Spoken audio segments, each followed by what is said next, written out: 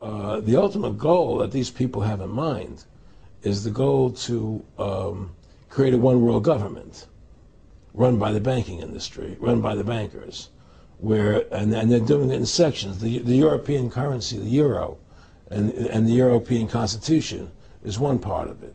Now they're trying to do it in America with the North American Union, right? And they want to create a new currency called the Amero, right? And the whole agenda is to create a one world government where everybody has an RFID chip implanted in them. All money is to be in those chips, right? There'll be no more cash. And this is given me straight from Rockefeller himself. This is what they want to accomplish. And all money will be in your chips. And so instead of having cash, anytime you have money in your chip, they can take out whatever they want to take out whenever they want to. If they say you owe us this much money in taxes, they just deduct it out of your chip digitally. Total control. Total control. And if you're like me or you, and you're protesting what they're doing, they can just turn off your chip. And you have nothing. You can't buy food. You can't do anything. It's total control of the people. And that chip's connected to a database that has your purchasing records, what you do, what everything, you sell. Everything is in there, you know?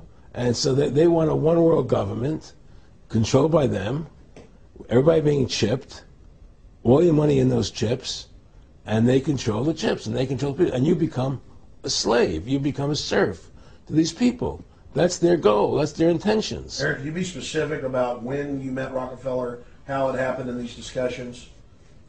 I met Rockefeller through a female attorney I knew who called me up one day and said, one of the Rockefellers would like to meet you. I had made a video called Mad as Hell, and he'd seen the video and wanted to meet me and knew I was running for governor of Nevada. So sure, I'd love to meet him. And I met him, and I liked him, and he was a very, very smart man. And we used to talk and share ideas and thoughts. And he's the one who told me 11 months before 9/11 ever happened that there was going to be an event. Never told me what the event was going to be, but there was going to be an event. And out of that event, we were going to invade Afghanistan to run pipelines from the Caspian Sea. We were going to invade Iraq, you know, to take over the oil fields, establish a base in the Middle East, and make it all part of the New World Order. And we'd go after Chavez in Venezuela. And sure enough, later 9/11 happened. And I remember he was telling me how how you're going to see soldiers looking in caves for people in Afghanistan and Pakistan and all these places. And there's going to be this war on terror, which is no real enemy. And the whole thing is a giant hoax, you know, but it's a way for the government to take over the American people. He told you it was going to be a hoax. Oh, yeah.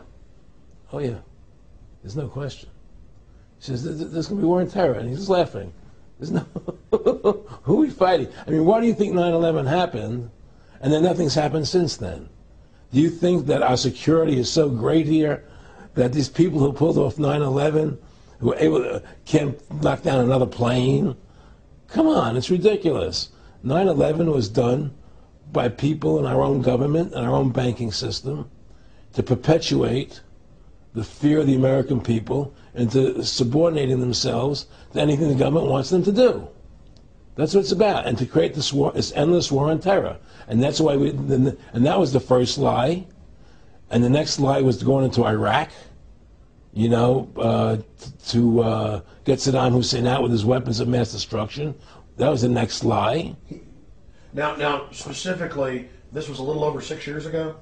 This was... 11 months before 9/11. Yeah. And Nick Rockefeller, who's a lawyer, he's become your friend over the previous years, and he's saying to you that there's going to be this big event, and then out of that we're going to have a war on terror, and it's just going to go on and on. Right. An endless war on terror without any real enemy. That you can never, so you can never define a winner. And did he say that it's going to be perfect because you can't define an enemy, it just goes on and on? Yeah, because you can't define a winner. There's no one to beat, so it goes on and on forever. And they can do whatever they want. They scared the hell out of the American public. Look, this whole war on terror is a fraud. It's a farce. It's very difficult to say it out loud because people are intimidated against saying it. Because if you say it, they want to make you into a nutcase. Let's But be the truth has to come out. That's why I'm doing this interview. The fact of the matter happens to be that the whole war on terror is a fraud, it's a farce. Yeah, there's a war going on in Iraq, because we invaded Iraq. And people over there fighting, you know.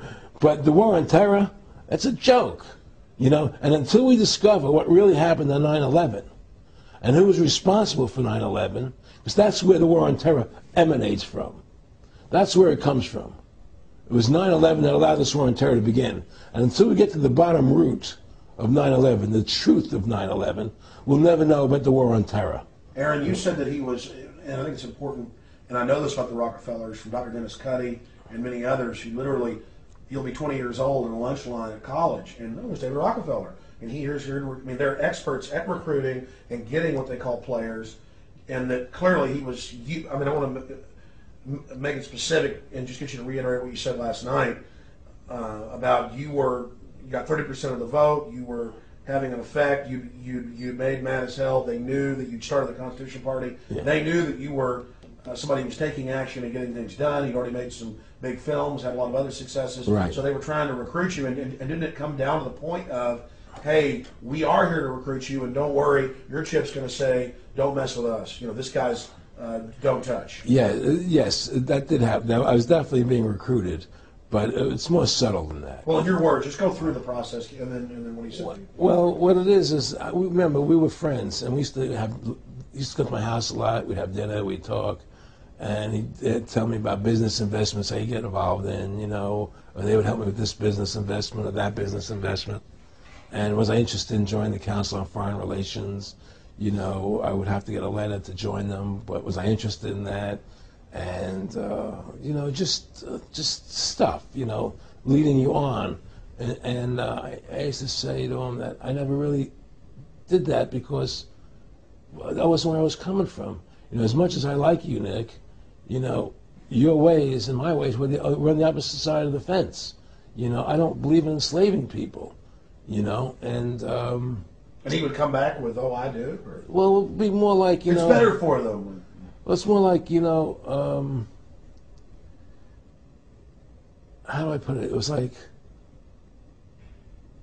what do you care about them? What do you care about those people? What difference does it make to you? Take care of your own life. Do the best you can for you and your family. What do the rest of the people mean to you? They don't mean anything to you. They're just serfs. They're just people. You know, it was just a lack of caring, you know, and that's just not who I was. It was just sort of like cold, you know. It was just like cold, you know. And I used to say to him, what's the point of all this? You have all the money in the world you need. You have all the power you need. What's the point? You know, what's the end goal? And he said the end goal is to get everybody chipped, to control the whole society. To have the bankers, the elite people, you know, the bankers and some governor controlling the world. And I said, all the people in the Council on Foreign Relations believe this way you do? He said, no. You know, most of them believe they're doing the right thing. A lot of them believe it's better off being socialistic. You know, we have to convince people that socialism is really capitalism. Because America's becoming a socialist country. It's a communist country today. Well, one of the things they told me was that he was at the house one night, and he would talk, and he started laughing. He said, "Aaron, what do you think women's liberation was about?" And I said, I had pretty conventional thinking about it at that point. I said, I think it's about women having the right to work, getting equal pay with men, just like they won the right to vote, you know? And he started to laugh. He said, "You're an idiot." And I said, "Why am I an idiot?" He said, let me tell you what that was about. We, the Rockefellers, funded that. We funded Women's Lib, you know? And we're the ones who got all over the newspapers and television, the Rockefeller Foundation. He says, and you want to know why? He says, there were two primary reasons. And one reason was we couldn't tax half the population before Women's Lib. And the second reason was, now we get the kids in school at an early age. We can indoctrinate the kids how to think. It breaks up their family. The kids start looking at the state as the family, as the school, as the officials, as their family, not as the parents teaching them. And so those are the two primary reasons for women's lib, which I thought up to that point was a noble thing.